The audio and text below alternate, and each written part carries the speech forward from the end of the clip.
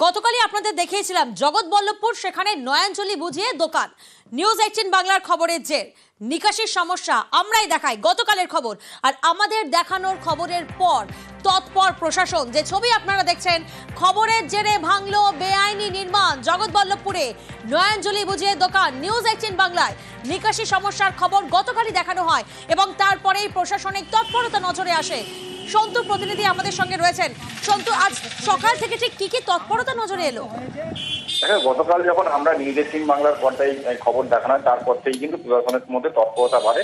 আর সকাল থেকে কিন্তু মাজু গ্রাম পঞ্চায়েত প্রধান সহ উপপ্রধান এবং পঞ্চায়েতের একটি টিম ঘটনাস্থলে যায় এবং সেখানে গিয়ে যে নির্মাণ কাজ হচ্ছিল অবৈধভাবে নয়নজলির উপর, সেই নির্মাণ কিন্তু ভেঙে দিয়েছে। এবং যেটা স্থানীয় বাসিন্দাদের অভিযোগ ছিল যে নয়নজলিকে বুঝিয়ে যে দোকানঘর নির্মাণ করা হচ্ছিল, এর ফলে কিন্তু এলাকায় জলমগ্ন প্লাস কৃষি জমি কিন্তু ডুবে যাচ্ছিল। এর জন্য কিন্তু স্থানীয়রা অবরোধ করে। আজ কিন্তু আমাদের খবর দেখানোর পরেই কিন্তু স্থানীয় প্রশাসন বা পঞ্চায়েত নজরে বসেছে। এই মুহূর্তে যে অবৈধ নির্মাণ, সেই নির্মাণ কাজ কিন্তু ভেঙে দেওয়া হয়েছে প্রশাসনের তরফ থেকে।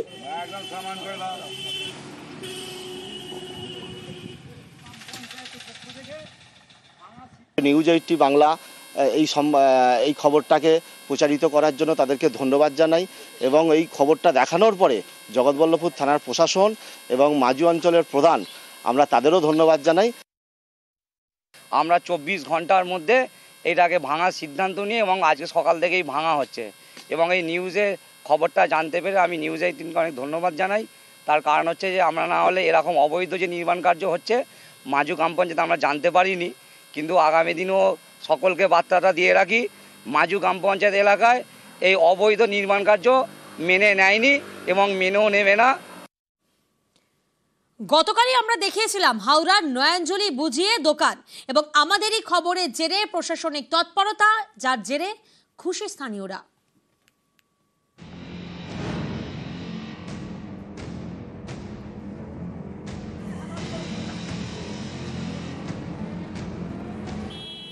হাওড়ার জগৎবল্লভপুর, এখানকার মাজু পঞ্চায়েত এলাকায় নয়নজলি বুঝিয়ে দোকান তৈরি করা হচ্ছে। এক ব্যবসায়ীর বিরুদ্ধে অভিযোগ স্থানীয়দের। মঙ্গলবার দোকান তৈরির কাজ আটকে দেন স্থানীয়রা, রাস্তায় বসে বিক্ষোভ দেখান। ঘটনাস্থলে যায় পুলিশ।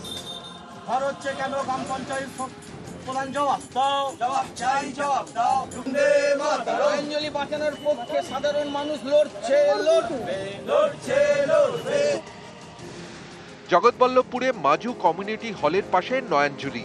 স্থানীয়দের অভিযোগ, এই নয়নজলি বুঝিয়ে দোকান তৈরি করা হচ্ছে।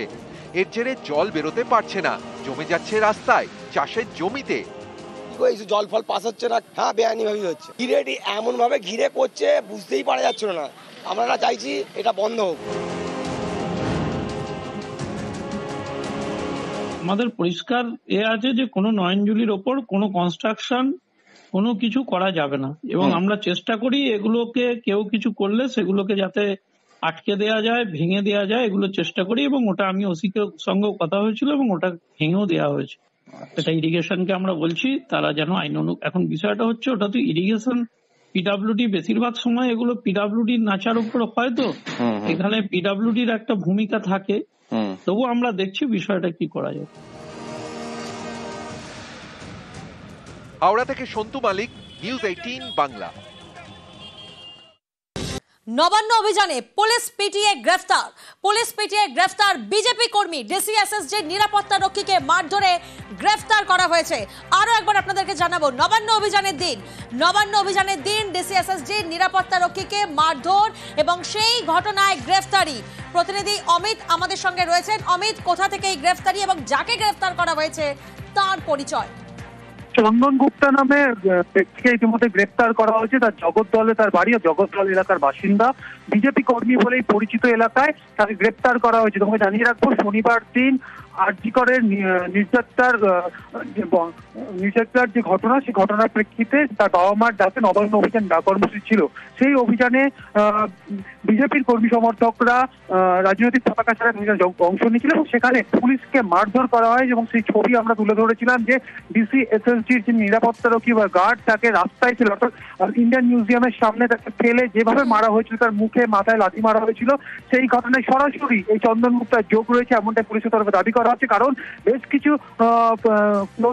বেশ কিছু ফুটেজ এক্সামিন করেই এই চন্দন গুপ্তাকে চিহ্নিত করা হয়েছিল এবং তোমাকে জানিয়ে রাখবো খুনের চেষ্টায় মামলা রুজু করা হয় নিউ মার্কেট থানাতে। এবং শুধু চন্দন গুপ্তা নয়, চন্দন গুপ্তার সাথে আরো বেশ কয়েকজন রয়েছে, তাদেরও কিন্তু পরবর্তী সময় গ্রেফতার করা হবে, এমনটা কিন্তু পুলিশ সূত্রে জানা যাচ্ছে। বেশ।